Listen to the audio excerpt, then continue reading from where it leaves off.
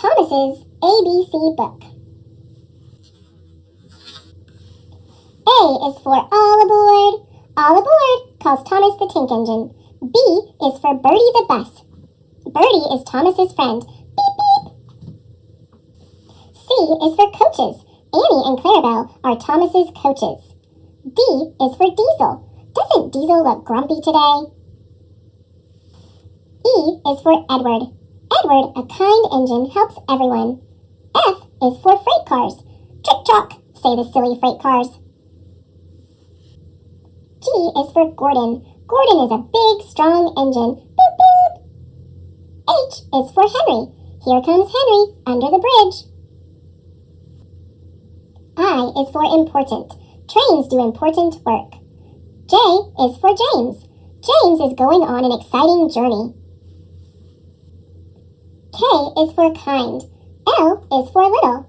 Kind little Edward is careful with freight cars. Whoosh! M is for men. The men who drive the engine stand inside the cab. N is for new. Here's Henry with a new coat of paint. O is for old-fashioned. Toby the tram engine is old-fashioned but very helpful. P is for Percy. Percy is the little green engine. Beep, beep. Q is for quick. James the red engine comes to a quick stop. R is for rest. Thomas and Percy rest in the railway station. S is for Sir Topham Hatt. Sir Topham Hatt runs the railroad. T is for tracks. Terence tells Thomas about his tracks. U is for up. Up on the bridge, Thomas chugs along happily. V is for valley. Thomas climbs out of the valley up the steep hill. W is for whoosh. X is for express. Whoosh! Gordon, the big engine, pulls the express. Y is for yard. Z is for zip. Zip, zip. Thomas is busy in the yard, pushing and pulling. Isn't he a really useful engine?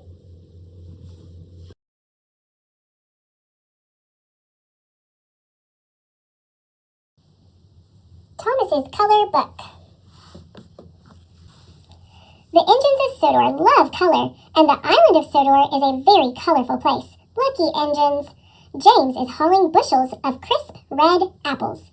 Jack says hello to Flynn, the fire engine. Marion greets Bill and Ben. Bill is carrying orange pumpkins. Molly is pushing a load of bright yellow sunflowers. Kevin can lend a hand if she needs repairs. Cranky lifts loads of green trees onto the trucks. Percy, Henry, and Emily carry them away. "What is that on your truck, Edward?" asks Thomas. Edward is carrying a flock of beautiful blue peacocks. Look at those feathers. Charlie and Ryan are very busy. They are delivering big baskets of purple grapes. Toby gets to carry a big brown chocolate cake. It's the biggest cake ever baked on Sodor. It's for the Harwick Town Fair. It looks delicious. Hiro is pushing some beautiful black stallions to the horse show. Their coats are so shiny. Mavis is taking a load of big black boulders to the dinosaur park. They'll be part of an exhibit about volcanoes. Harold and Jeremy can zip around fluffy white clouds as they fly through the air. A flock of white seagulls follows their lead. Rosie is hauling sweet-smelling pink roses. Spencer has the biggest freight of all, a big gray elephant. Where do you think it's going? If you guessed the animal park, you're right. So many colors. Name them all. Red, orange, yellow, green, blue. Purple, brown, black, pink, white, and gray. What a colorful day it has been on the island of Sodor. Now look around your neighborhood for colorful things.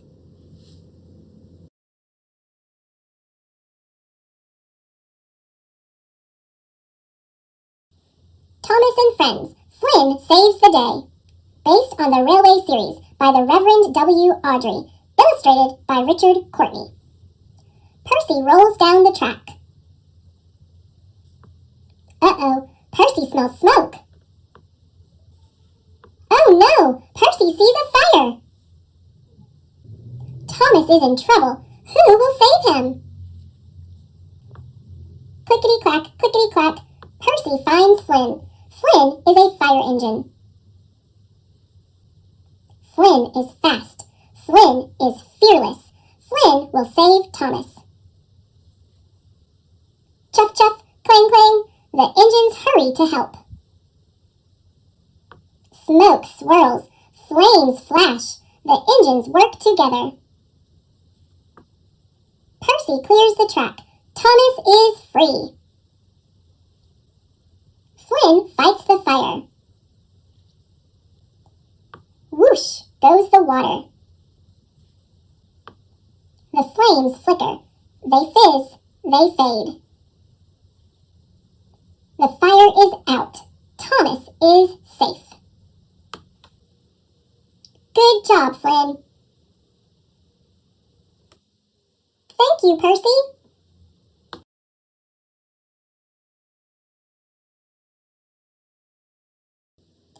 Thomas and Friends, Henry and the Elephant. Based on the Railway series by Reverend W. Awdry, illustrated by Richard Courtney. Thomas left the yard. He went to run his own branch line. Henry and Gordon missed Thomas. With Thomas gone, there was more work to do. Henry and Gordon were cross. Henry grumbled as he pushed trucks. Gordon grumbled as he pulled coaches.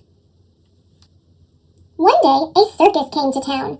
Now the engines were even busier. Henry pushed the trucks. Gordon pulled the coaches. They did not grumble. Henry and Gordon liked the circus. The next day, Henry took workmen to a blocked tunnel. The workmen picked up their tools. Time to clear the line. They walked inside. Something big was in the tunnel. It would not move. It grunted. It was alive. They ran outside. The foreman had a plan. Henry could push trucks into the tunnel. Whoosh, said Henry. Henry did not like tunnels. He was scared. Henry pushed the trucks. They went into the dark tunnel. Bump!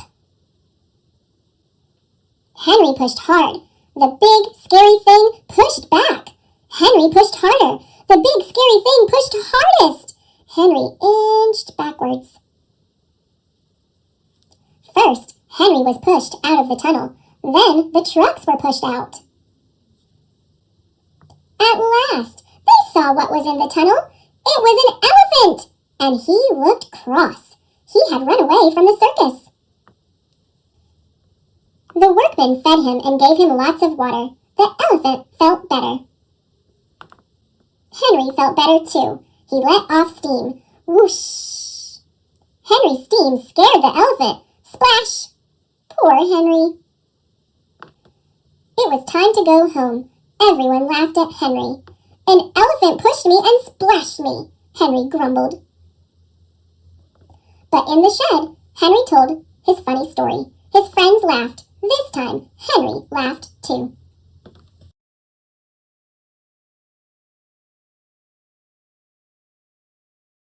Thomas and Friends, Stuck in the Mud. Based on the Railway series by the Reverend W. Awdry, illustrated by Richard Courtney.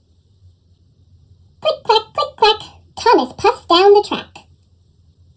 Thomas finds an old engine. Hero is broken. Will he be sent to the scrapyard? No! Thomas will fix him. Uh-oh. Here comes Spencer. I'm going to tell, says Spencer. Oh no! Hero needs help. Thomas puffs off to get help. Click, clack, click, clack. Thomas and Spencer race down the track. Splat! Spencer falls into the mud.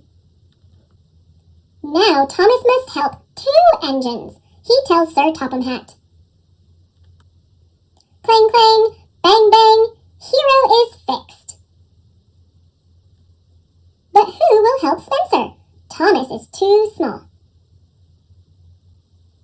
Hero will. He huffs and puffs. He pulls Spencer out of the mud. Thank you, says Spencer. Hooray for Hero. Click, clack, click, clack. All the friends steam down the track.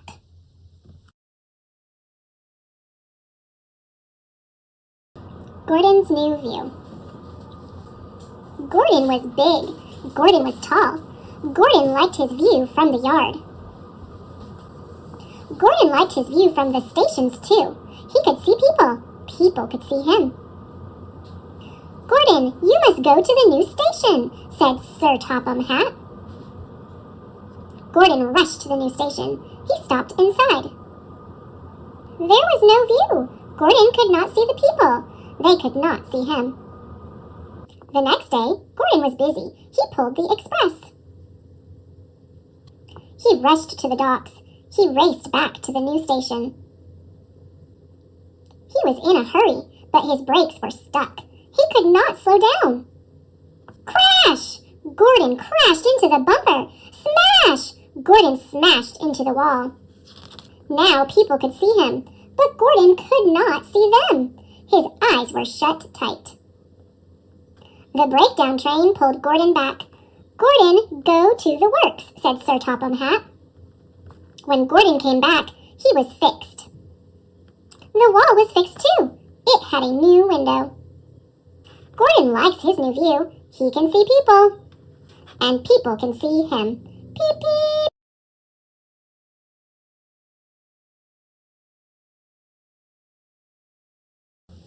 The Close Shave. The Close Shave, based on Railway Series by the Reverend W. Awdry, illustrated by Richard Courtney. Thomas and Duck are friends. They are not friends with the troublesome trucks. They like to chug up hills. They like to zip down hills. One day, Duck was zipping down a hill. Hello, Thomas! Duck heard a warning whistle. Peep, peep! Trucks had run away from Thomas. Go, Duck! No trucks!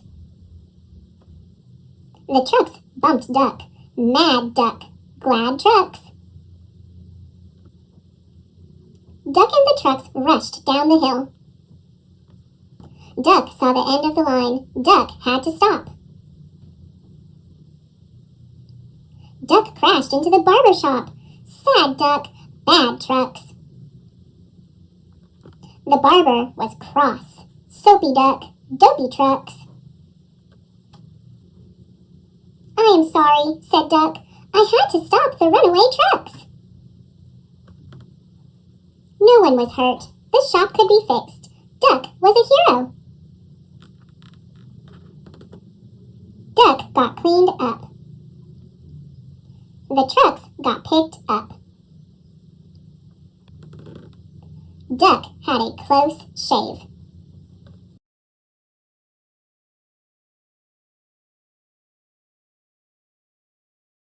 Go, Train, Go, a companion book to Stop, Train, Stop. Here comes the judge in her big red hat. She has come to see the train show. Who will take the judge to the train show? Thomas will. Thomas will go. Thomas will take the judge to the show. Hurry, Thomas. Take me to the show. Take me there fast. Go, train, go. Clickety-clack, clickety-clack, up the hill. Thomas the tank engine goes faster than fast. Screech! Go the brakes. Thomas goes so slow. Slow, slow, slower than slow he goes. Hurry, Thomas! Why do you go so slow? Take me to the train show. Go, train, go! But Thomas cannot go. Thomas sees a goat. The goat is on the track. Peep, peep, goes Thomas. Bah, the goat jumps back. Clickety-clack, clickety-clack, down the hill. Thomas the tank engine goes faster than fast. Screech! Go the brakes. Thomas goes so slow. Slow, slow, slower than slow he goes. Hurry, Thomas! Why do you go so slow? Take me to the train show. Go, train, go! The tunnel is so dark. Slow, slow, slow. He goes into the dark, dark, dark tunnel and out the other side. clickety-clack, clickety-clack, over a bridge. He was going so fast. He was going so fast, the judge lost her hat. Screech! Go the brakes. Thomas goes slow. Slow, slow, slow he goes. Hurry, Thomas! We're running late, you know. Take me to the train show. Go, train, go! But Thomas must go slow. There is a cow on the track. Moo, moo, goes the cow. Beep, beep, goes Thomas. The cow moves back. Clickety-clack, clickety-clack. Thomas the tank engine moves faster than fast. Screech! Go the brakes. Thomas goes slow. Slow, slow, slow he goes. Don't stop, Thomas! Go, train, go! Don't stop now! I'm late for the show! But Thomas must go slow. There are logs on the track. The crane engine clears the logs. Clickety-clack, clickety-clack.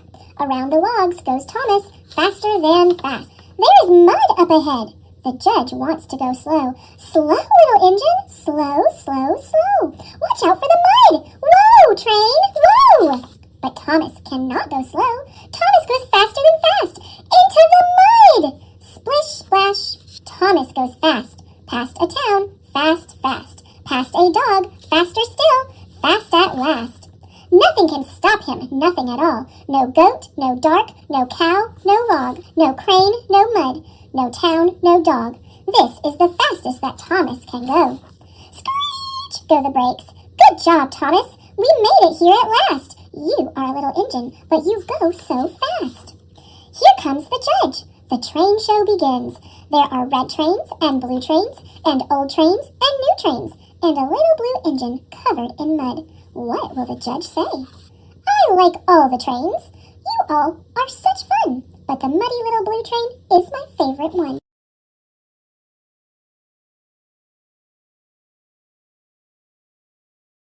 Thomas and the Piglets. Thomas the tank engine liked to visit Farmer Trotter's farm. He loved seeing the pigs. Oink, oink. The farmer had news. One of his pigs was going to have piglets. He asked Thomas to bring some straw from the next farm. The straw would make a cozy bed for the piglets. But Thomas also wanted to bring a gift for the piglets. What else could he bring? Thomas passed Percy. He was getting milk at the dairy. Thomas asked for some milk for the piglets. Percy was glad to share. Then Thomas saw James at the apple farm. He was getting apples. Thomas asked for apples for the piglets. James was glad to share. Next, Thomas saw some children picking chestnuts. Thomas asked if he could take some nuts for the piglets. The children were glad to share. At last, Thomas got to the next farm. Now he would get straw for the piglets. But Thomas did not have room for the straw. His truck was full of milk, apples, and nuts. Thomas sped back to Trotter's farm. He dropped off the milk, apples, and nuts. Farmer Trotter told Thomas to rush back with his straw. The piglets would be born soon. Soon Thomas came back with lots of soft straw. He was just in time. The farmer opened the barn door. There were the new piglets. They were very sleepy. Farmer Trotter put the straw on the ground. It was soft and warm. The piglets lay down and fell asleep. Farmer Trotter thanked Thomas. He even named one of the piglets Thomas. Hooray!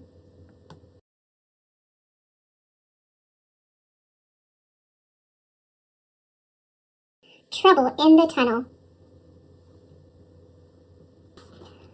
Peep, peep! Thomas was going to the mainland. Cranky lifted him onto a raft.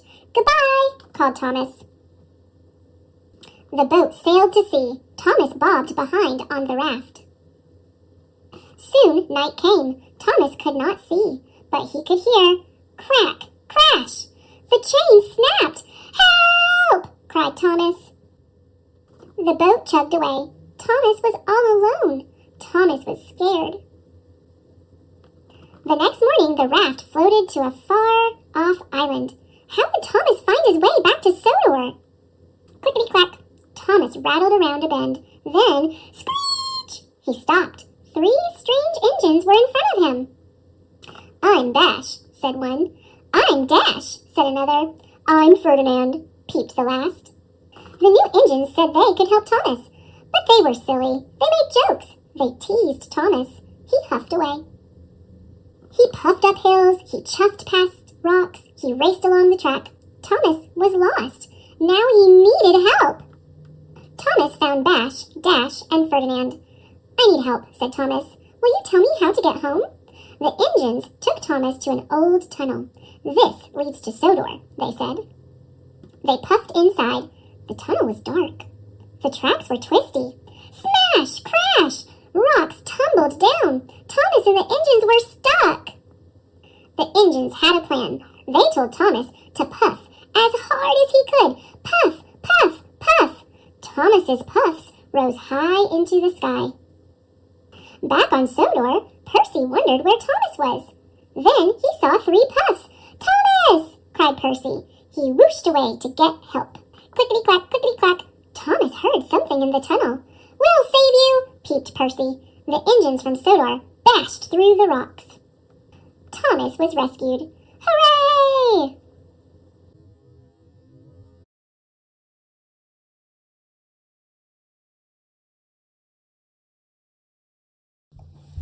Thomas and Toby.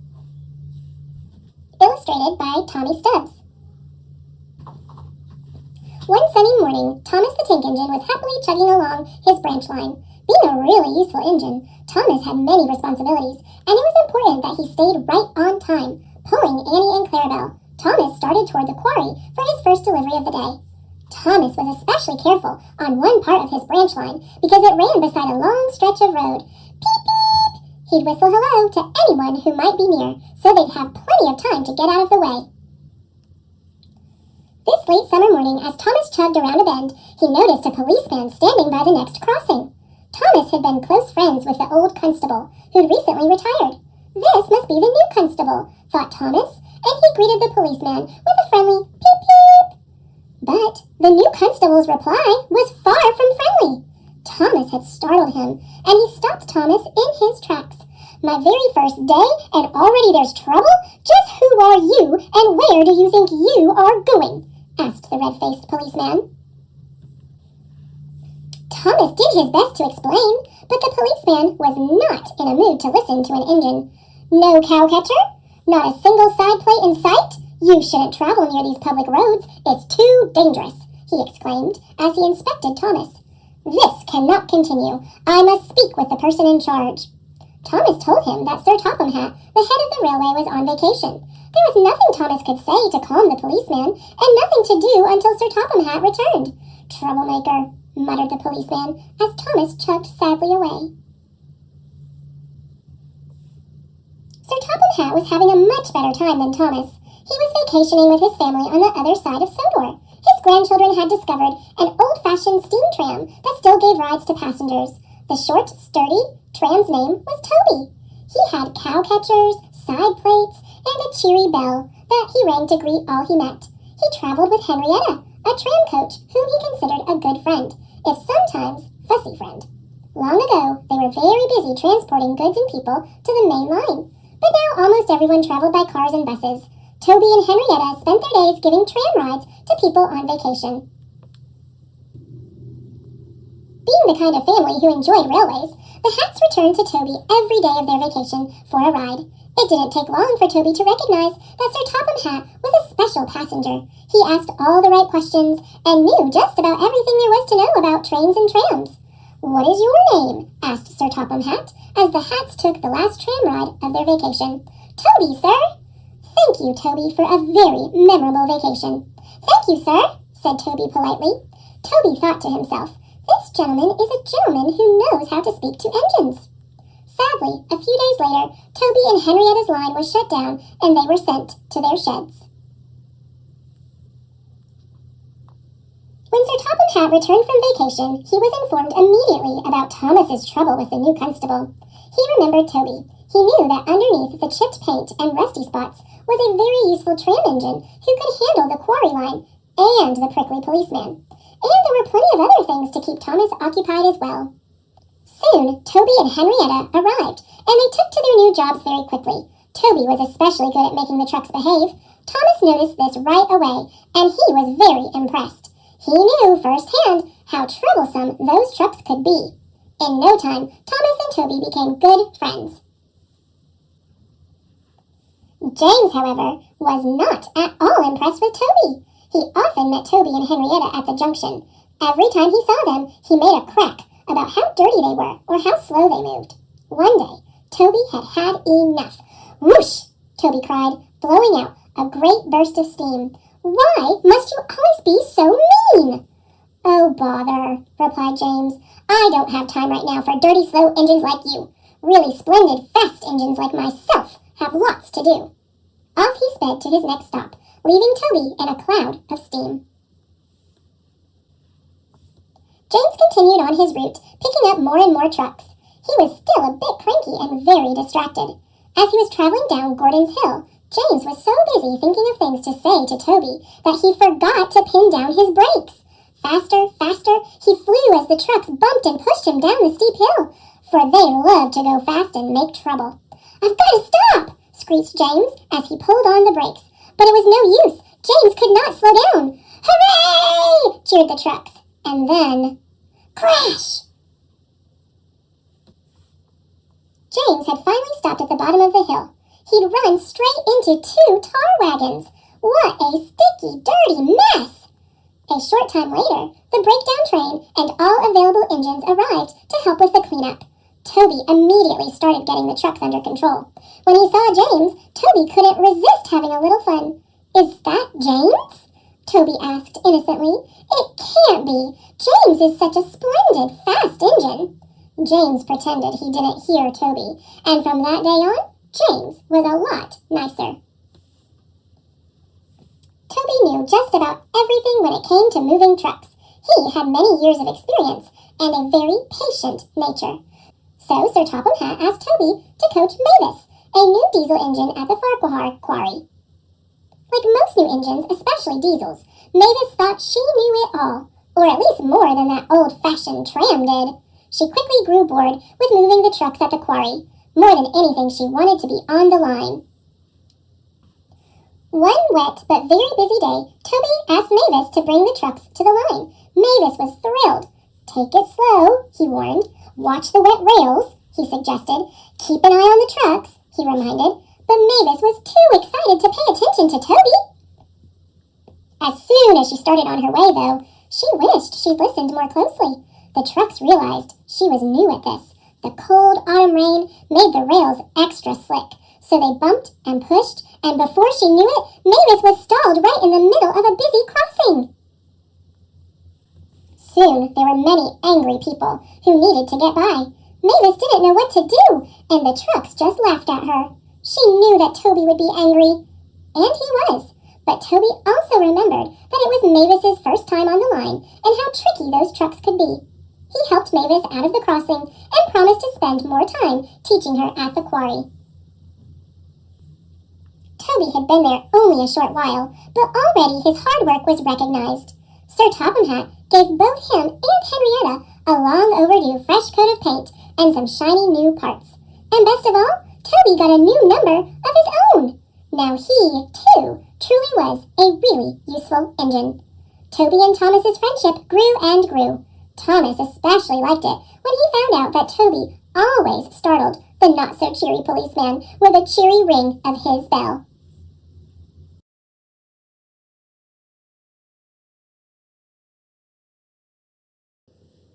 King of the Railway, the Lost Crown of Sodor.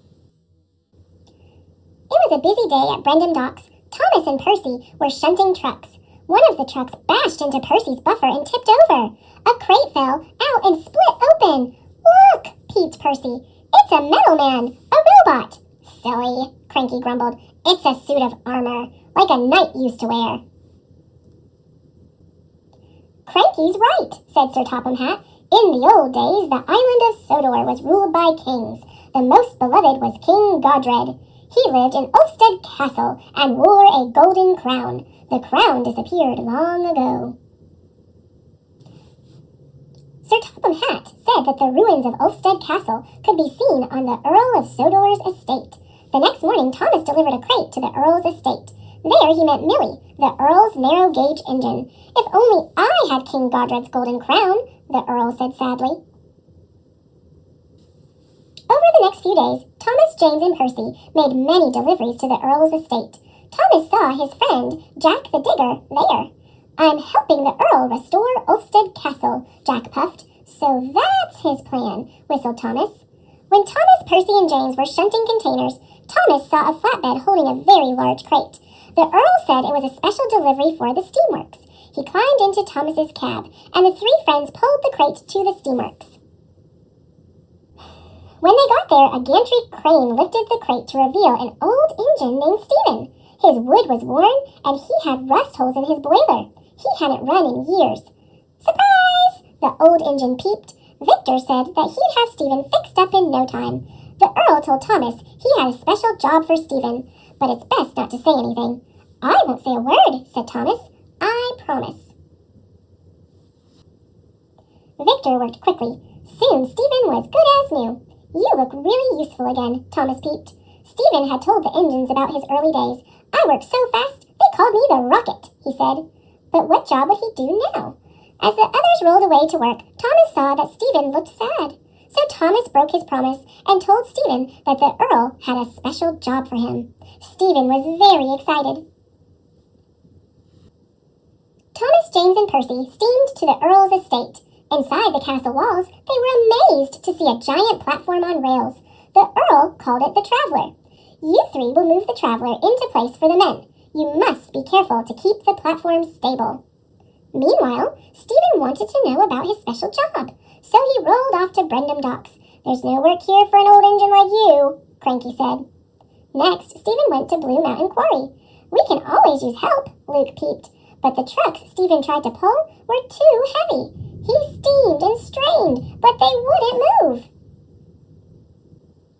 When I worked in a mine, the trucks weren't this heavy, said Stephen.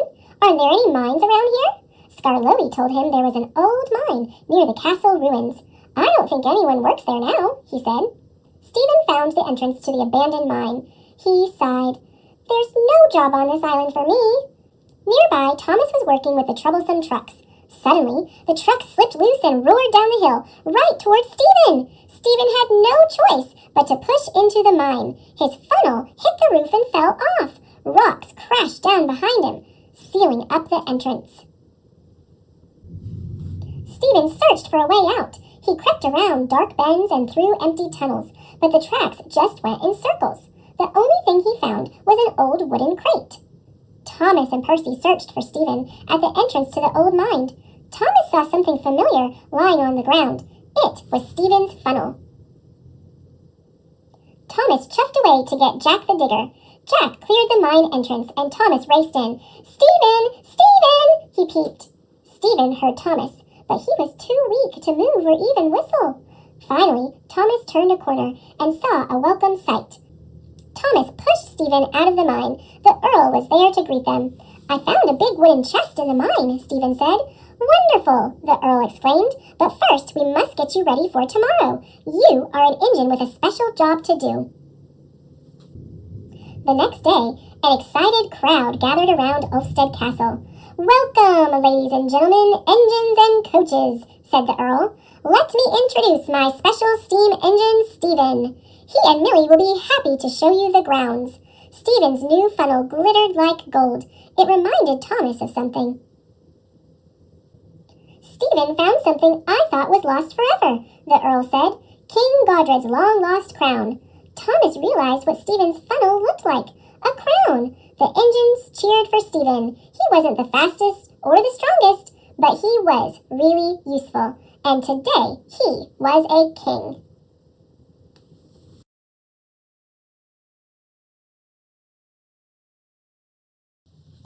Thomas and Friends, Easter in Harwick. Based on the Railway series by the Reverend W. Awdry, illustrated by Richard Courtney. Spring was springing everywhere Thomas went. Each day there were more buds on the trees and more flowers bursting from the ground. Thomas's riders were enjoying spring too. Annie's and Clarabelle's windows were open for the first time in a long while. One morning Sir Topham Hatt came into the yard. Thomas, he said, I need Donald and Douglas for some heavy pulling at the harbor, and you will replace them in Harwick for a couple of days to keep things right on time up there. Yes, sir, Thomas peeped. That should be a fun adventure. Harwick is a town in the hilly countryside in the northernmost parts of Sodor. As Thomas traveled north, Annie and Clarabelle weren't carrying passengers, but were full of pretty straw baskets. Harwick was chilly, but Thomas's driver assured him it would be warming up soon. The weather should be perfect for the big Easter egg hunt on Saturday. Egg hunt? Asked Thomas. What can eggs hunt for? His driver laughed. Eggs don't do the hunting, Thomas. Children hunt for the colored eggs that will be hidden in the town park. That's what the straw baskets are for, collecting eggs. As promised, each day was warmer as Thomas chugged up and down the tracks around Harwick. And each day, Thomas could see Terence working hard too. Terence's caterpillar treads helped him move around on the steep hills. In a tree near the tracks, Thomas could see a pair of birds, busily building a nest out of twigs and grass. One day, Thomas saw that the birds had found a piece of red ribbon, which gave the nest a cheery bit of color. Now that nest reminds me of James, thought Thomas. The day before the Easter egg hunt, Thomas saw Terence pulling a trailer full of eggs. The eggs had been dyed all the colors of the rainbow. Thomas had never seen eggs in so many colors. Thomas waited for Terence as he drove down the muddy road. As Terence easily turned the corner, he tooted a happy spring hello to Thomas. But the trailer didn't have caterpillar treads like Terence. The curve was sharp. The road was muddy. Oh no! The trailer slowly rolled onto its side. Hundreds of Easter eggs slipped off the trailer and rolled down the hill. They tumbled faster and faster down the grassy slope. Some eggs got stopped by flowers and thick clumps of grass. Some rolled to the edge of a stream. A few eggs made it all the way to the fence around Farmer Dalby's garden. Oh no, cried Terence. How are we ever going to get all of these eggs gathered and into town in time for the Easter egg hunt tomorrow? And then, suddenly, Thomas smiled. I think I have an idea, he said. The next morning, there were many children and their families at the town park. There was the big sign announcing the Easter egg hunt, but there were no baskets, and worse yet, there were no Easter eggs. Just then, Thomas pulled up. Sir Topham Hatt was laughing and smiling. All aboard, he cried. All aboard for a quick trip to the new Easter egg hunt location. And everyone happily boarded Annie and Clarabelle, who had been decorated just for the special day. Soon, everyone was heading out of Harwick towards Mr. Dalby's farm. If we cannot bring the Easter eggs to the children, peeped Thomas, let's bring the children to the Easter eggs. When they reached Dalby's farm, all of the children detrained and stood on the road, waiting for the signal to begin. Sir Topham Hatt started the big hunt. Ready, set, go! And the children were off. They looked everywhere for the brightly colored Easter eggs. They found the eggs in the bushes, and by the stream.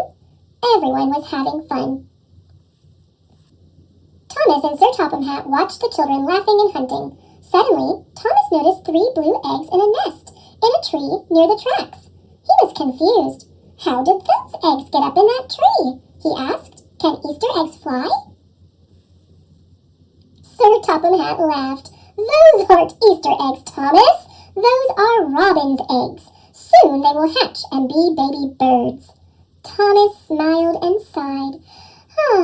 Warmer weather, smiling children, Easter eggs, and baby birds. I can't wait for the rest of spring.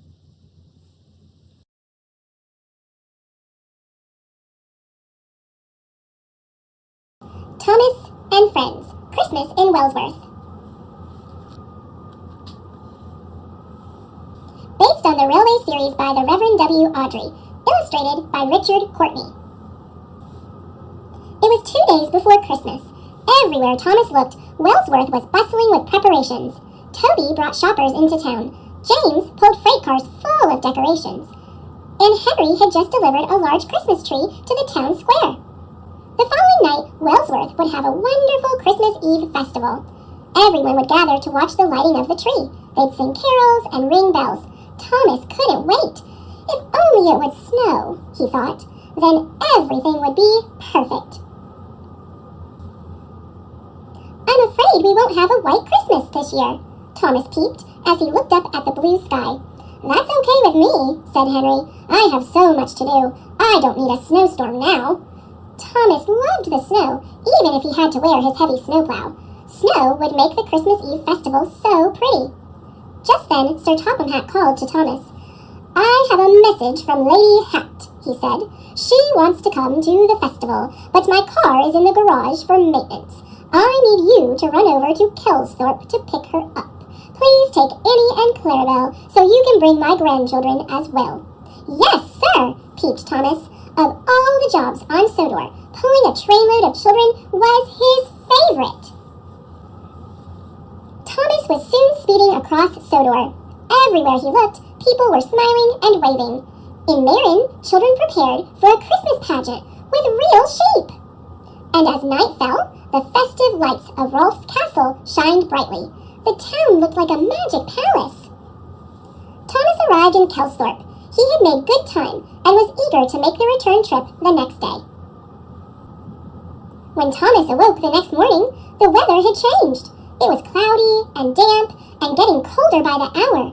A chilly fog rolled over the town. Soon, Lady Hat and the children arrived at the station. They climbed aboard Annie and Clarabelle, dressed in their holiday best and carrying boxes of gifts. They couldn't wait to get to Wellsworth and the festival. The fog grew thicker. Thomas chugged away slowly. The cold wind blew, and the tracks were wet and slippery. Thomas's lamp was useless in the fog, and his driver held the throttle tight. They crept along more and more slowly. "This isn't very merry weather at all," Thomas peeped. As he rolled past Rolf's castle, Thomas couldn't see the town through the thick fog. He wanted to get to Wellsworth as soon as possible. Thomas knew they had to be careful and go slowly. He hoped they would pass through this bad weather soon. But the bad weather didn't lift, and as it grew later and later, darkness soon added to Thomas's problems. As he climbed toward Kildane, Thomas knew he wouldn't be in Wellsworth in time for the festival. He would miss the tree lighting, and worst of all, he was sure he had ruined Christmas for Sir Topham Hatt and his family. Meanwhile, the people of Wellsworth gathered around the tree in the town square. They lit the festive lights and sang carols, but Sir Topham Hatt was not with them. Sir Topham Hatt waited nervously at the Wellsworth station. There were reports of fog and frost all over the countryside. He checked his watch and worried. "I hope everyone is okay," he whispered to himself. Finally, as Thomas chugged over the hills outside Wellsworth, the fog lifted. He could see candles flickering in the windows of homes he passed. The streets of Wellsworth were empty, and even the sight of the great glowing Christmas tree at the center of town didn't cheer Thomas. When they reached the station, Sir Topham Hatt hugged his wife and helped carry the sleeping children off Annie and Clarabelle. "And now, we must get these children to bed," said Lady Hat, "or Santa Claus will never arrive." Thomas chugged back to the yard, feeling very low indeed. The next morning, the yard was blanketed with beautiful snow. All the engines wished each other Happy Christmas. "I'm sorry I missed the festival," Thomas peeped to James. "And worst of all, I think I ruined Sir Topham Hatt's holiday." Thomas didn't know that Sir Topham Hatt was standing nearby. "Ruined?" said Sir Topham Hatt. "You brought my family to me safe and sound. That's the best gift of all. Taking your time in that terrible weather was the right thing to do. Thomas, I'm glad you're such a really careful engine." Thomas was delighted. "I am so grateful for my railway," Sir Topham Hatt announced. "I'm giving each of you a hopper full of the best coal to thank you for a wonderful year." All the engines tooted happily. "And Thomas, at the request of my wife, Annie and Clarabelle will be getting new seat cushions." "It's a wonderful Christmas after all," peeped Thomas. And the snow did make everything perfect. James said tomorrow would be perfect. "Tomorrow? What's tomorrow?" Thomas asked. James laughed. "Have you forgotten Boxing Day, Slowcoach?" "Hooray! I had forgotten," Thomas peeped. "More rides for children!" Every year, on the day after Christmas, all the engines on Sir Topham Hatt's railway roll out to the hospitals all over the island. Free rides and new toys and clothing are given to every child. Boxing Day was beautiful. Thomas, James, and Henry were decorated and loaded with nice things for the children of Sodor. Then they chugged across the countryside. Everywhere the engines went, they were met with cheering. All the children loved their presents and taking rides around the towns to see the lights and decorations. Thomas couldn't have been happier. "James," he called, "what's nicer than a white Christmas?" "What?" asked James. "A white Boxing Day," laughed Thomas.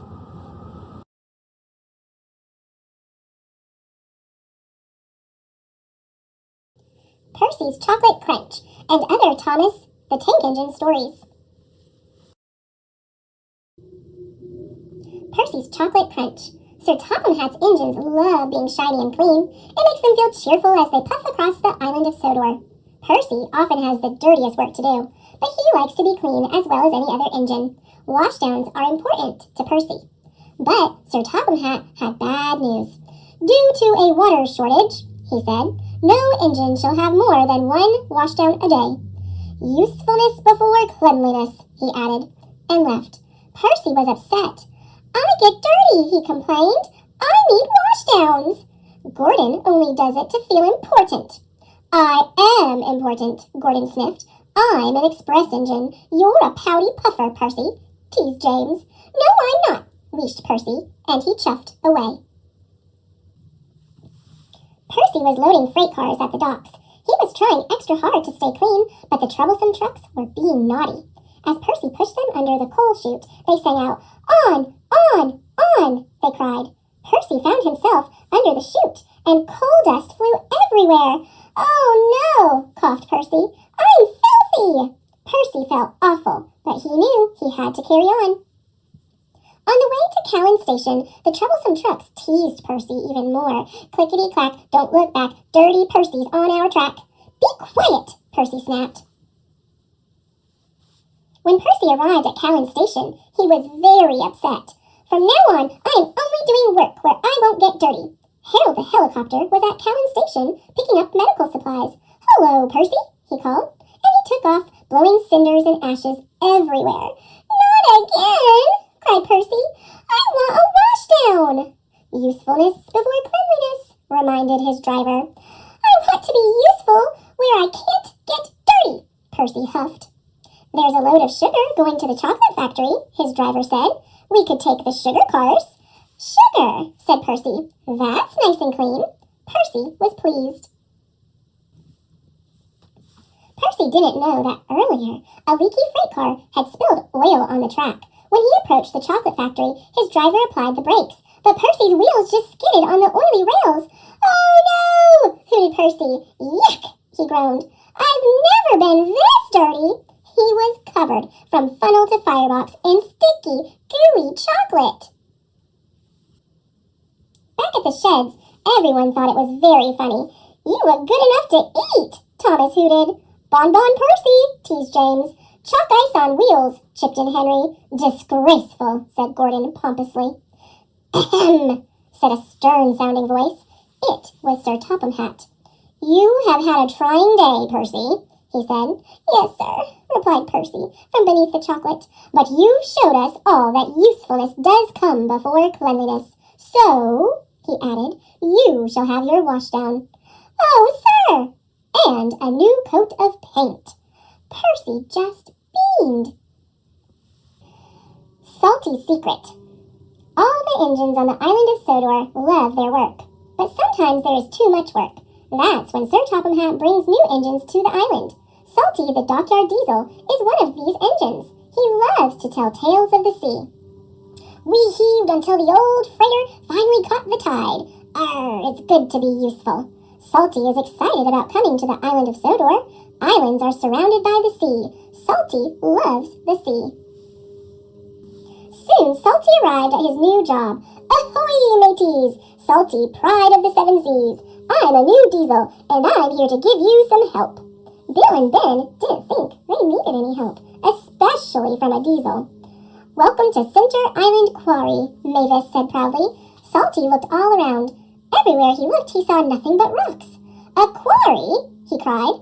"There must be some mistake. I'm a dockyard diesel." "You're a quarry diesel now," Mavis said. and she explained that they had to complete an important job for Sir Topham Hatt. Salty was sad that he wouldn't be working by the sea, but he knew what it meant to be a really useful engine, and he set to work at once. "Ah, well," Salty said, "at least there be trucks." "You'd better mind them," Mavis said. "They can be a bother." "He won't last 5 minutes," said Bill. "Those trucks will trip him up soon enough," said Ben. But to Bill and Ben's surprise, the trucks seemed to give Salty no trouble at all.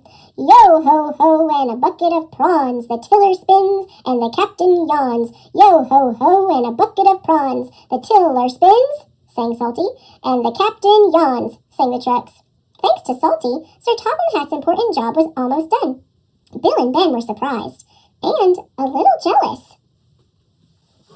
"Here comes Mr. Show-Off," growled Ben. "You have to admit he's got a knack with those trucks," said Mavis. "Driver says he'll bore the bolts off us with his stories," huffed Bill. But Salty didn't say a word. He didn't come near the shed. Mavis was worried. She rolled alongside and asked him what he was doing on his own. "Oh, I thought I might catch a bit of a sea breeze." "You really do miss the sea, don't you?" asked Mavis. "Aye," said Salty. "I do." But Salty knew the quarry work was important. The next day he tried to show Bill and Ben his secret with the trucks. "I like working to a musical rhythm," he said, "and so do the trucks. Why don't you give it a try, me hearties? Here we go, here we go, here we go. No, we don't, no, we don't, no, we don't. But try as they might, Bill and Ben could not move the trucks the way Salty could. Later that day, Sir Topham Hatt came to the quarry. He was surprised to see the job had been completed. "Well done," said Sir Topham Hatt. "It was Salty," said Mavis. "We couldn't have done it without him." "Then I've got a bigger job for you, Salty." "Aye, aye, sir. What kind of quarry is it?" "Quarry?" said Sir Topham Hatt. "I'm sending you to Brendam Docks." "The docks?" Salty exclaimed. "The docks are hard by the sea." "Oh, thank you, sir," he said. "This reminds me of a time in Bimini," and Salty was telling stories again. Salty loves Brendam Docks. He gets more work done than any 3 engines and feels really useful. And only the trucks know his secret. "Yo-ho-ho and a bucket of prawns, the tiller spins and the captain yawns." A bad day for Harold the helicopter. Harold the helicopter loves flying. Up in the bright blue sky over the island of Sodor, he looks out for anyone in distress. Sometimes he delivers the mail. This makes Percy very cross. "The mail run is done. Is there any more? I can deliver it for you in a jiff. That's what friends are for." "Delivering the mail is an engine's job," said Percy grumpily. Percy has many jobs, but carrying the mail is his favorite. It makes him feel really useful. The next morning, Percy was happily pulling the mail train. Must be on time, he chuffed. But up ahead, there was trouble with the signal box. It was broken. The signal engineers did not know how long it would take to fix. Percy had to stop. It's not safe for engines to run without signals, but Percy was very upset. "I'm going to be late," he cried, "and it's not even my fault." Sir Topham Hatt was in his office enjoying his toast and marmalade when he heard the news. "Percy is stuck at a broken signal? Then Harold must take the mail." Poor Percy was still waiting and still upset. The last time he was held up, the mail was given to Harold. "It made me feel like a really useless engine," he sighed. "Well, the mail must arrive on time," said his driver.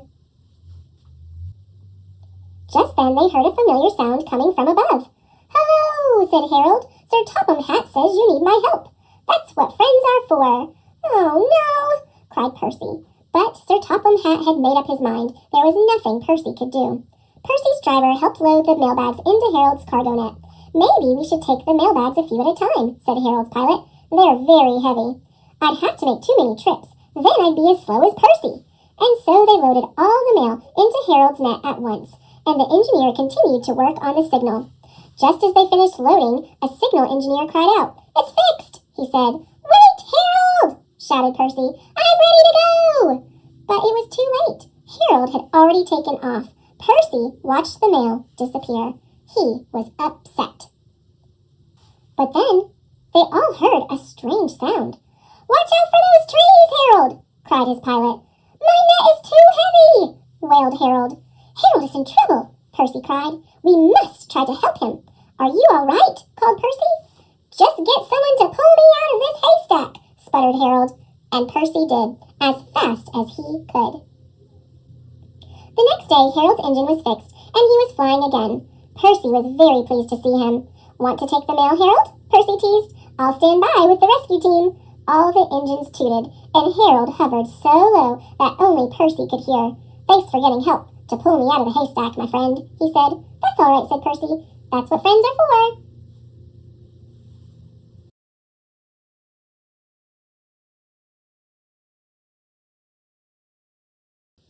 Thomas's Milkshake Muddle. 3 Thomas and Friends Stories.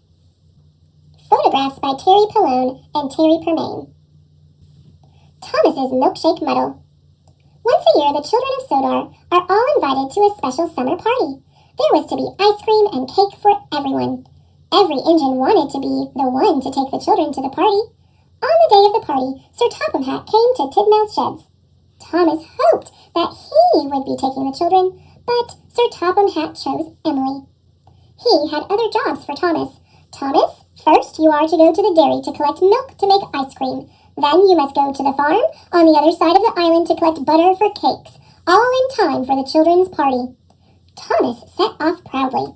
When Thomas arrived at the dairy, the manager told him he was to take the milk churns to the ice cream factory. "You have to go very slowly," he told Thomas. So Thomas steamed carefully away. When stopped at a signal, he met Emily. "Hello, slow coach," she whistled. "I'm not being a slow coach," huffed Thomas. "I'm being reliable." "If you were a slow coach," Emily sniffed, "Sir Topham Hatt would have given you my job. I'm fast and reliable. That's why I'm taking the children." Emily looked very pleased with herself. This made Thomas cross. "I can be as fast as you," he huffed. "I'll race you to the next signal." Emily whistled, and she steamed quickly away. Thomas wheeshed after her as fast as his pistons would pump. As he raced along, the milk churns rattled and rocked. They biffed and bashed, and at the next signal, Thomas raced ahead of Emily. Thomas was very pleased. He steamed off for the ice cream factory, but he had completely forgotten about going slowly. The ice cream factory manager was very happy. Thomas had delivered the milk in record time. Now the factory could make ice cream for the party. But when the manager looked into one of the churns, he was very surprised. "This milk is almost butter!" he exclaimed. The factory manager asked Thomas if the churns had rattled around. Thomas looked worried. "If you shake milk for long enough, it turns to butter," he told Thomas. Thomas was very upset. The factory manager was cross. "You must go back to the dairy and get more milk, and remember to go slowly this time," he said sternly. Thomas steamed back to the dairy as fast as he could. When Thomas arrived back at the dairy, Sir Topham Hatt was there. He was very cross.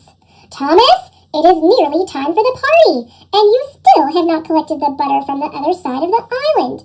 The children will have no cakes for the party." Thomas felt terrible. Thomas trundled slowly and carefully back to the ice cream factory. He didn't feel reliable. He had let everyone down. When he finally arrived with the milk, the manager told Thomas to take the old churns back to the dairy. But suddenly, Thomas had a better idea.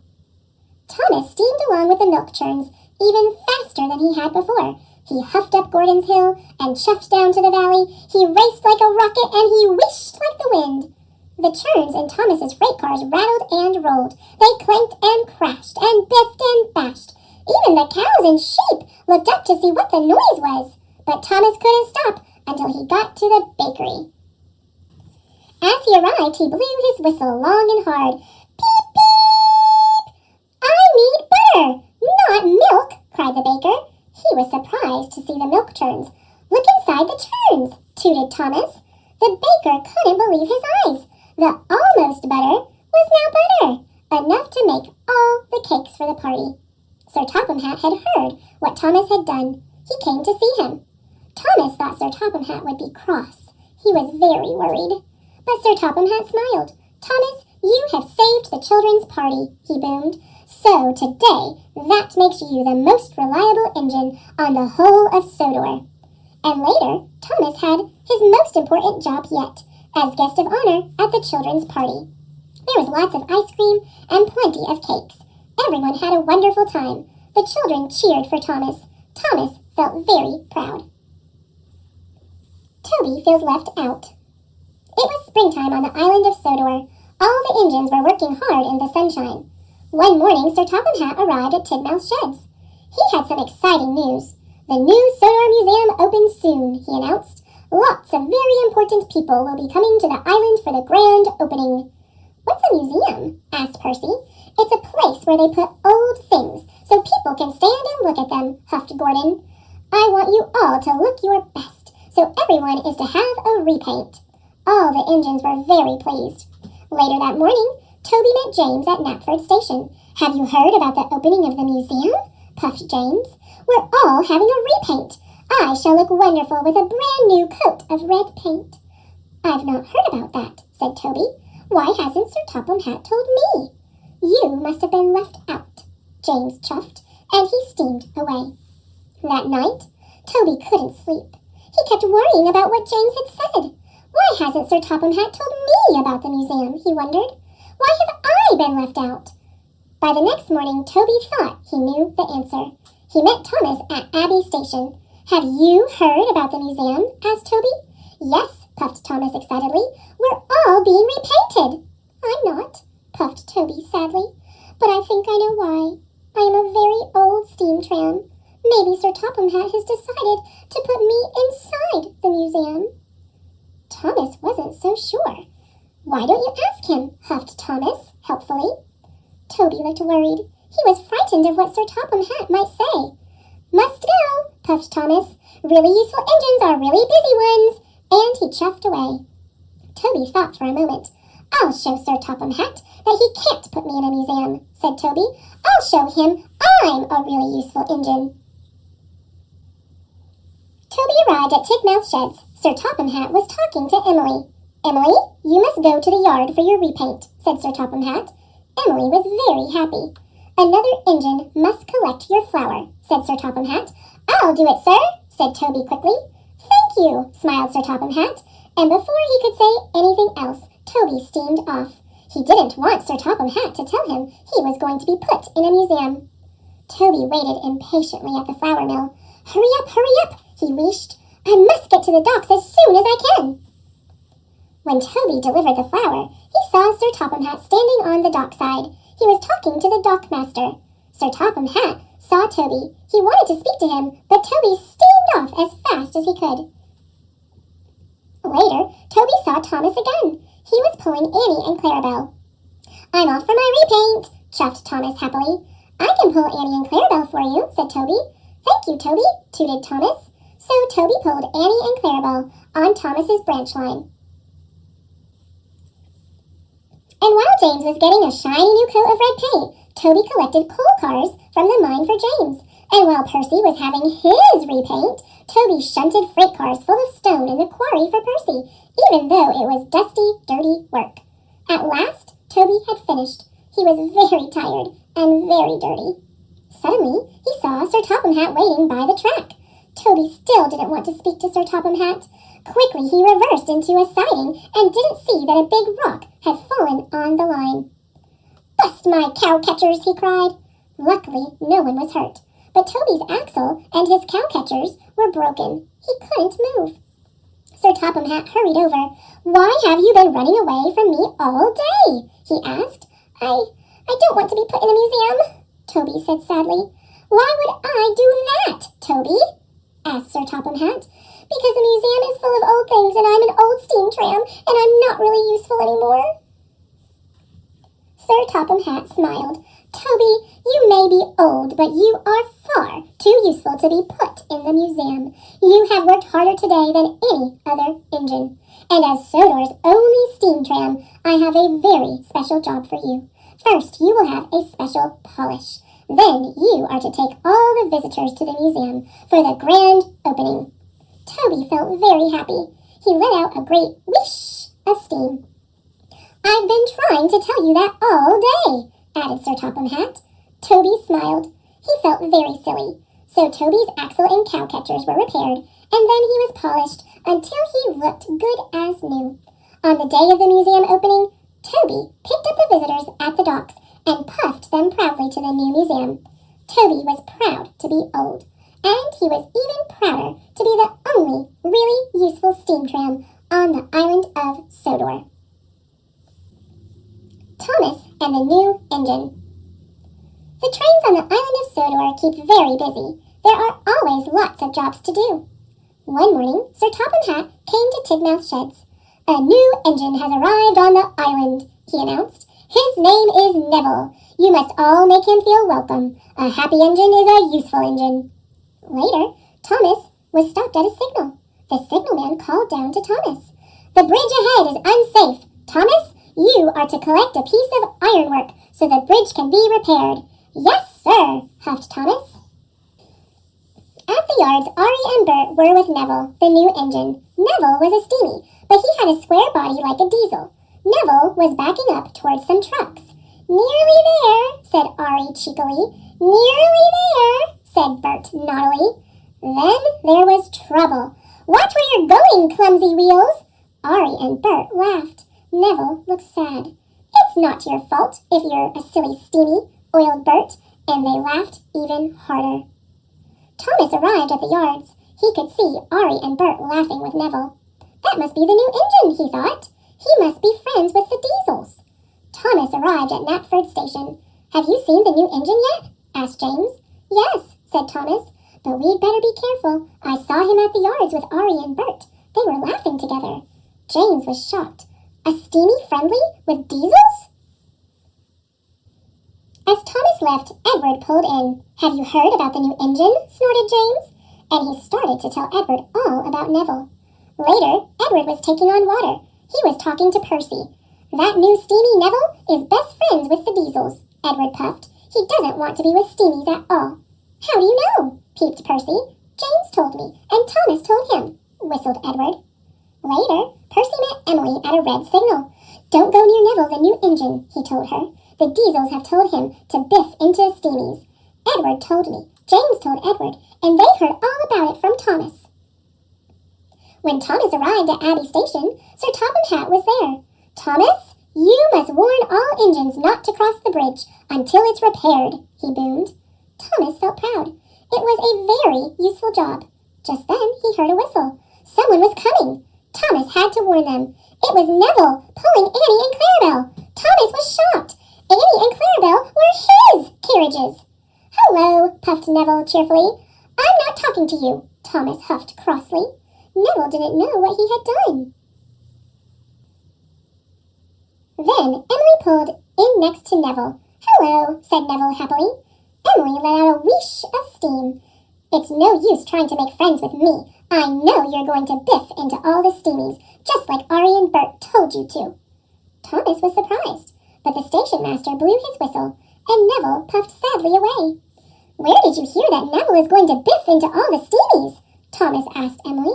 "Don't you know?" Emily whistled. "Percy told me, Edward told Percy, James told Edward, and you told James," huffed Emily. "But I only said to James that I'd seen Neville with Ari and Bert." Then Toby arrived. "Have you heard about Neville, the new engine?" he puffed. "Henry saw Ari and Bert be horrible to him at the yards." Emily looked shocked. Thomas couldn't believe it. Neville wasn't friends with the Diesels after all.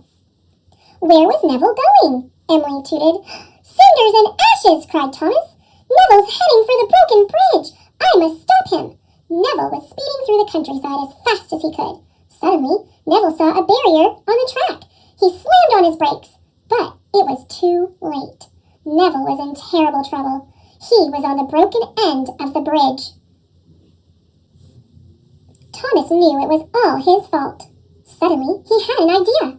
Thomas steamed slowly and carefully onto the bridge. He gently bumped Clarabelle and was coupled up. Thomas was very scared. Slowly and steadily, he began to pull Neville back from the edge. The bridge made a creaking noise. Thomas knew he must hurry. He pulled as hard as he could, and with one big puff, he pulled Neville's wheels off the bridge. Thomas had done it. He had saved Neville and Annie and Clarabelle. "Thank you," whistled Neville. "I should have warned you," puffed Thomas, "but I was too busy believing silly stories. I thought you didn't like steamies, but now I know I was wrong."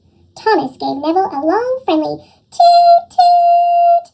Neville was very happy. At last he knew he had a good friend in Thomas.